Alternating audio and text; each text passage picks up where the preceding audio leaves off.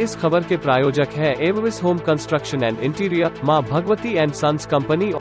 उत्तर बिहार में बाढ़ की विभीषिका को लेकर बिहार सरकार ने अपनी संभावित तैयारी शुरू कर दी है। इसी क्रम में जल संसाधन मंत्री संजय झा ने आज मुजफ्फरपुर में उत्तर बिहार के जल संसाधन विभाग से जुड़े तमाम अधिकारियों के साथ एक अहम समीक्षा बैठक की।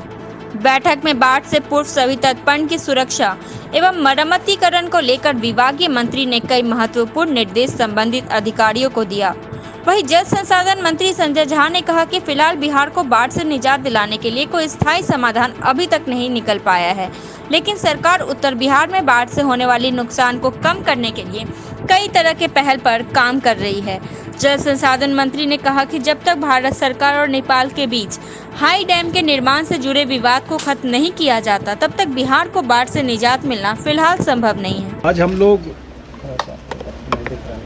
फ्लड को लेकर के पूरा जो मुजफ्फरपुर डिवीज़न है, ये बहुत बड़ा डिवीज़न है, यहाँ से लेके वाल्मीकि नगर तक का है, तो एक एक प्रोजेक्ट जो है उसका हम लोगों ने समीक्षा किया। जो एंटी इरोजन का काम डिपार्टमेंट लिया हुआ है और 15 मई हम लोग का टारगेट रहता है कि 15 मई तक काम कंप्लीट हो जाए और 15 मई तक काम कंप्लीट हो तो उसका यहाँ से निर्देश दिया गया है।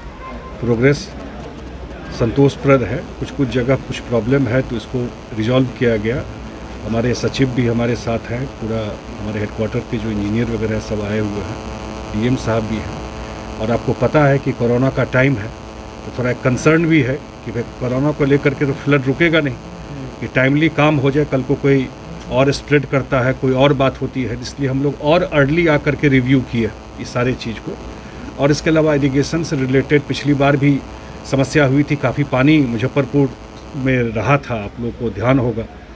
और फिर सिंचाई से रिलेटेड जो इशूज़ थे उसको भी हम लोगों ने एक एक करके डिस्कस किया है, तो उसका भी प्रोग्रेस ठीक है।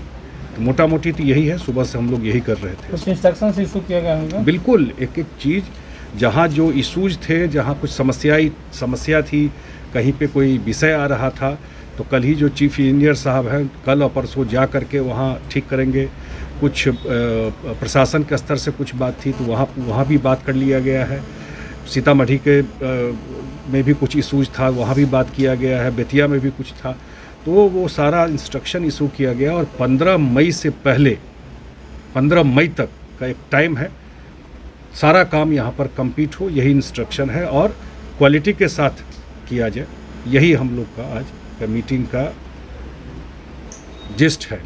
तटबंधों में कुछ वल्नरेबल स्पॉट्स होते हैं, उसको चिन्हित किया जाना। हाँ, वो सब तो उसी के बेसिस पर काम भी किया जाता है ना, क्योंकि आपको पता है कि जो पानी आता है गंडक में नेपाल से, पिछली बार इतने कम शॉर्ट टाइम में इतनी बारिश हो गई कि इसका फ्लो इतना ज़्यादा था यहाँ पर। तो जहाँ जो वनरेबल पॉइंट है, जहाँ डिस्टर्बेंस होता है, वो आइडेंटिफाई करके काम किया जाता है। फ्लड के टाइम में पूरा तटबंध का मॉनिटरिंग भी किया जाता है। जो लोग रहते हैं नॉर्मली हम लोग मई में आते हैं एक बार देखने के लिए, लेकिन अभी तो अप्रैल 10 ही अप्रैल है, अभी आकर के 9 अप्रैल है, एक महीना पहले ही आकर के रिव्यू करना शुरू कर दी कि भाई टाइमली काम हो जाए। तो मुझे लगता है कि डेफिनेटली इस जोन में 15 मई तक सारा काम हो जाएगा। कुछ ये जो नेपाल से जो बाढ़, देखिए ये विषय भारत सरकार और नेपाल सरकार के, इसमें स्टेट का रोल है नहीं, इंटरनेशनल इशूज है। और आपको पता है कि बहुत जगह जहां नेपाल साइड में हाई डैम बनना है और 92 से विराटनगर में उसका डीपीआर बन रहा है, लेकिन बहुत कुछ प्रोग्रेस उसमें नहीं है। पीछे मैं भी मिल के आया था भारत सरकार में, जो लोग मैटर करते हैं इसको लेकर के, अब प्रोबेबली इतना प्रोग्रेस नेपाल साइड से नहीं, सहयोग शायद मिल पा रहा है। तो हम लोग अपनी बात भारत सरकार में रख रहे हैं, भारत सरकार भी टेकअप कर रही है। अब जब तक वो रिजॉल्व नहीं होता है वहाँ पर, जब तक हाई डैम या कोई और तरीका, तब तक तो ये प्रॉब्लम रहेगा। और हम लोग ये भी कोशिश कर रहे हैं कि इसके प्रभाव को जो मिनिमाइज कैसे किया जा सके इस फ्लड के, क्योंकि उत्तर बिहार में हम तो लोग तो अब डिपार्टमेंट में ये कैलकुलेट करने के लिए कर रहे हैं जो एक साल में लॉस कितना होता है और उसको कैसे इस प्रभाव को मिनिमाइज किया जाए जो फ्लड का इम्पैक्ट रहता है। और जैसे मैंने बताया कि पिछली बार बहुत कम ही टाइम में इतनी बारिश नेपाल के स्टेशन पे हो गई आपने में कि 3-4 जगह गोपालगंज में और मोतिहारी में टूट गया गंडक में, और यहाँ भी बूढ़ी गंडक वगैरह में पानी 6 दिन 7 दिन 8 दिन तक स्टक था, बहुत लंबे टाइम तक रुका हुआ था पानी यहाँ पर। तो ये तो प्रॉब्लम है नेपाल साइड से, और जब तक अगर परमानेंट सॉल्यूशन के लिए जब तक वहाँ पर कोई स्थिति जो डिस्कस हुआ है चीज़ें ठीक नहीं होती है तो ये समस्या रहेगी।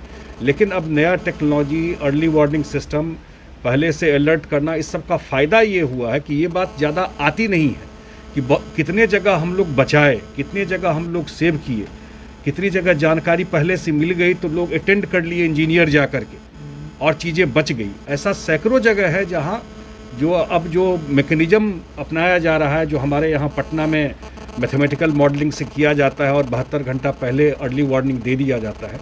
अब इस सब मैकेनिज्म को भी हम लोग यूज कर रहे हैं, जिसका एडवांटेज ज़रूर आने वाले टाइम में जो फ्लड का इम्पैक्ट है उसको मिनिमाइज करने के लिए। एवरवेस्ट होम कंस्ट्रक्शन एंड इंटीरियर आपके लिए लाया है खुशियों की सौगात। अब आपका घर बनेगा आपका ड्रीम होम, आपके सपनों को हम करेंगे साकार। 3D मकान का नक्शा, civil work, branded quality material, plumbing, electric, painting, carpentry, interior design, सब कुछ एक साथ एक छत के नीचे। अब आपके शहर मुजफ्फरपुर में भी अनुभवी कारीगर एवं इंजीनियर टीम द्वारा पूरा काम, वो भी ₹950 प्रति स्क्वायर फीट से शुरुआत। आपका बजट हमारी जिम्मेदारी। फ्री कोटेशन के लिए नंबरों पर संपर्क करें। क्या आपका मकान भी सड़क से हो गया है नीचे और रहती है जल जमाव की समस्या, या फिर झुक गया है आपका मकान? तो आपकी परेशानियों को दूर करने अब आपके अपने शहर मुजफ्फरपुर में आ गया है मां भागवती एंड सन्स कंपनी, जिसके कुशल कारीगरों द्वारा अत्याधुनिक तकनीक व जैक सिस्टम द्वारा सड़क से नीचे मकान, दुकान, स्कूल व हर प्रकार की बिल्डिंग को बुनियाद से दीवार समेत ऊंचा उठाया जाता है। वहीं झुकी हुई बिल्डिंग को भी सीधा किया जाता है। संपर्क करें 9145876356 पर।